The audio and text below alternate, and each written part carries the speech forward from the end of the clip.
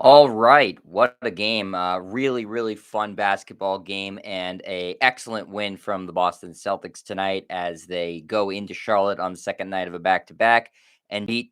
I mean, it's the young season, but the hottest team in the league. The Hornets were 3-0 heading into this game tonight, and Boston goes into Charlotte and is able to take them down in overtime. Final scores 140 to 129. Not a ton of defense in this game.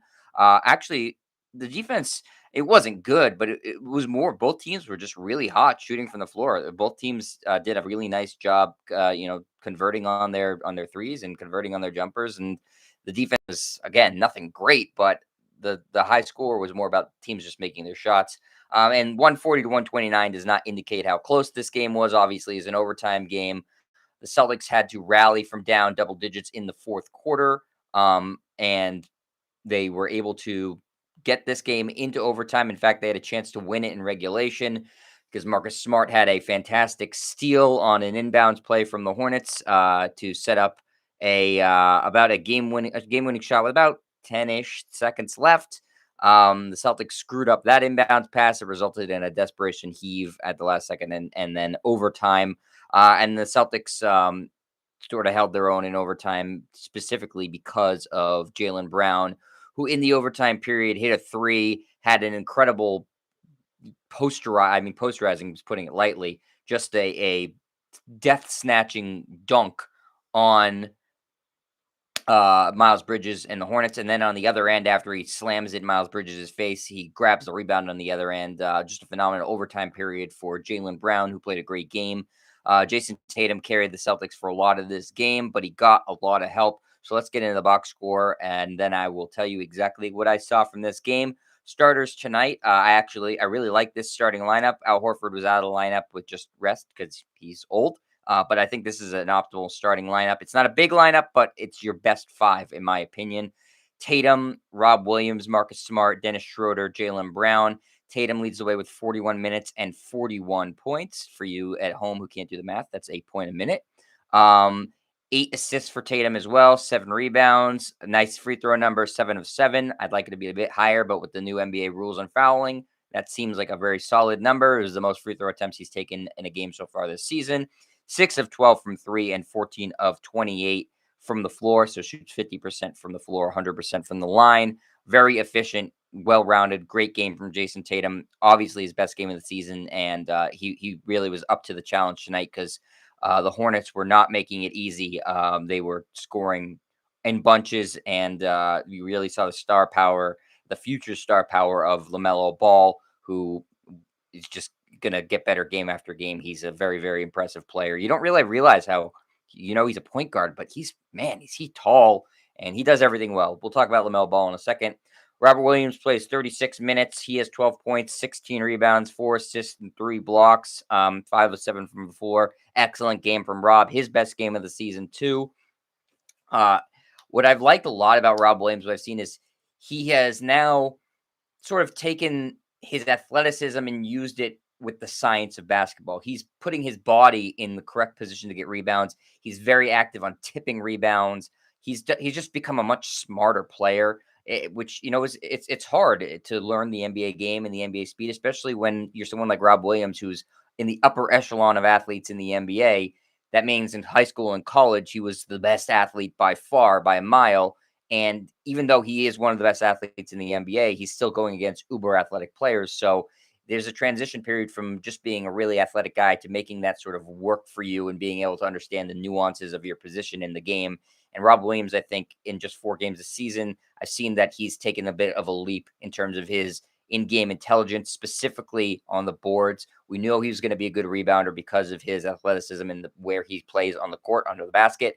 But what I like to see is where he's positioning his body and using his length and his athleticism to his advantage to either box somebody out or to tip the rebound to another teammate. I think he's done a really tremendous job so far this season, and that was really exemplified tonight with his 16 boards, and he had a lot of helper rebounds as well, which isn't a stat, but if you go back and watch the game, you could see how many rebounds Robert Williams actually influenced that went in the Celtics' direction. Marcus Smart plays 38 minutes. He has 7 points. Not a great shooting night. In fact, a poor shooting night for Marcus Smart. 3 of 12 from the floor, 1 of 9 from three, 4 rebounds, 5 assists, 3 steals, and a block. Marcus Smart did, however, make a couple of key defensive plays in the game. The steal, as I mentioned, at the end of the fourth quarter in the inbound pass to strip it away from LaMelo Ball. Gordon Hayward sort of forced the ball to LaMelo Ball, and then he made another big defensive play and drew a foul towards the end of the overtime period. That was important to seal the win for the Celtics. So you saw the Jekyll and Hyde, really good and really bad of Marcus Smart. He makes big plays when you need big plays to be made often, but he also shoots too many threes and doesn't shoot a high percentage. So when Marcus plays within himself, he's a really special asset and a special player because he's elite defensively and he's a very smart basketball player at time, no pun intended. When he's a playmaker and when he's focused on his defense, he's a real asset to the team. When he's chucking up the ball and not running the offense as a point guard, he's a detriment to the team. So Marcus Smart, and this has always been the thing with him, play to your strengths, play within yourself, and it'll really help the Celtics. So again, first half and most of the game you saw not so good Marcus Smart. Fourth quarter, overtime, you saw the good Marcus Smart. Dennis Schroeder was fantastic tonight. 36 minutes for Schroeder, 6 of 14 from the floor, 4 of 9 from three, which is a surprise because he is not a good three-point shooter, but he was hitting them tonight, and they needed it. 6 boards, 8 assists for Schroeder, and 23 points on the night. Jalen Brown, the final starter, he goes 38 minutes after not playing last night in Houston. He's 12 of 20 from the floor, 3 of 7 from three, 3 of 4 from the free throw line, 9 rebounds, 3 assists, 3 steals, and a block. 30 points for Jalen Brown, who really turned it on even more in the overtime, helping the Celtics outscore the Hornets 18-7 in the overtime period and winning the game for the Celtics, as they now have 2 wins in a row, both on the road, and they move to 500, 2-2 on the young season. The Hornets fall to 3-1. Again, they were undefeated going into this game. The Celtics bench also played very well, specifically one Jabari Parker, who showed some of the offensive skills that made him such a high draft pick. Obviously, he's never going to live up to that potential, but it was nice to see him get going. And when the Celtics needed some offense in the first quarter, he really provided it. 17 minutes for Jabari, 5 of 8 from the floor, 5 rebounds, a block, and 13 points. Really, really nice shooting performance from Jabari. Bagged 3 3-pointers, so 3 out of 4 from three again. And his offense was a real help. So if Jabari can be an offensive weapon off the bench, we know he's not going to be much help defensively. It doesn't matter. If he can provide points off the bench, that's a really good thing. And to have him on the contract they have him on, which is a veteran's minimum, he's making nothing. That's a big asset to the team. Now, is he going to do this consistently? I don't know. I think he has the ability to score off the bench. I really do. It's just about consistency with Jabari Parker, and maybe they get confidence out of this game, and maybe they find a role for him.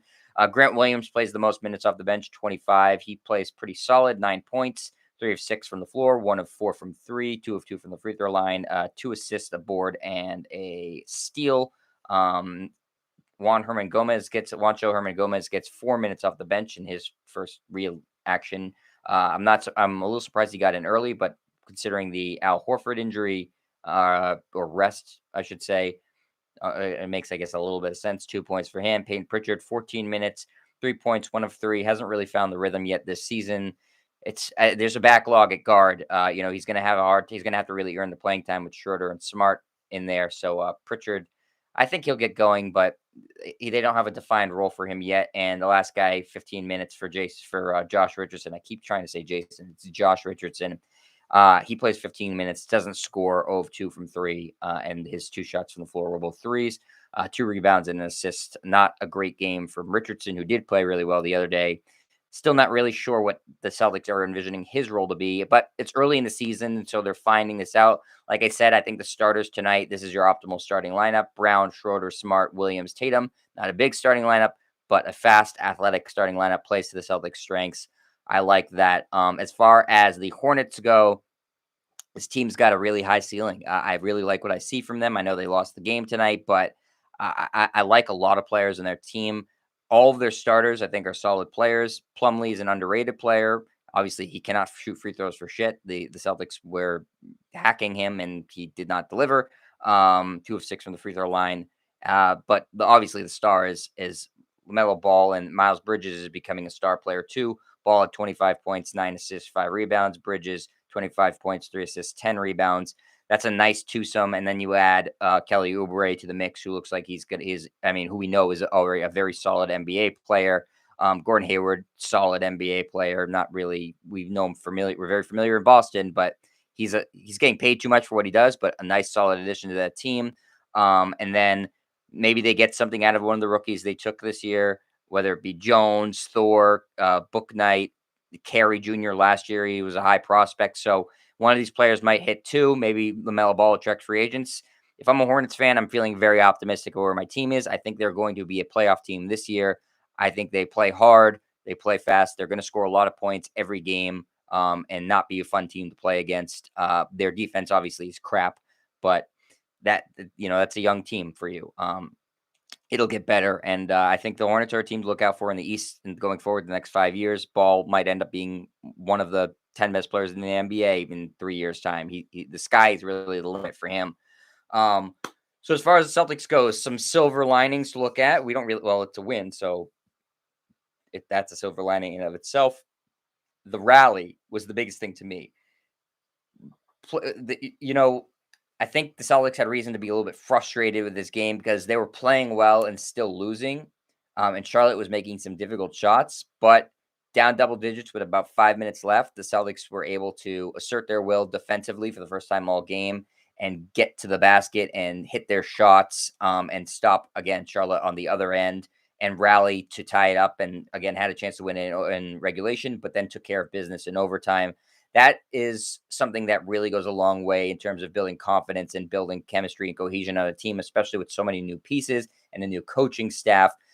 Coming from behind like they did against the Knicks in opening night and then falling in an overtime or double overtime game in New York, that's almost disheartening. When you get blown out, you kind of just throw it out and move on. But with these close losses, that's really tough. And the Celtics struggled a lot in these close games last year. So it's really nice and important, I think, to see them win a close game in the nature that they did it, having to come back, sustain a rally, play better defense, and then take over in the overtime period. I think that's something that you can really look at for a team that last year really struggled in those moments too. They've had now 2 chances at this, and they're 1 of 2 in overtimes and in these close games at the last minute. So very, very positive sign to see them win it.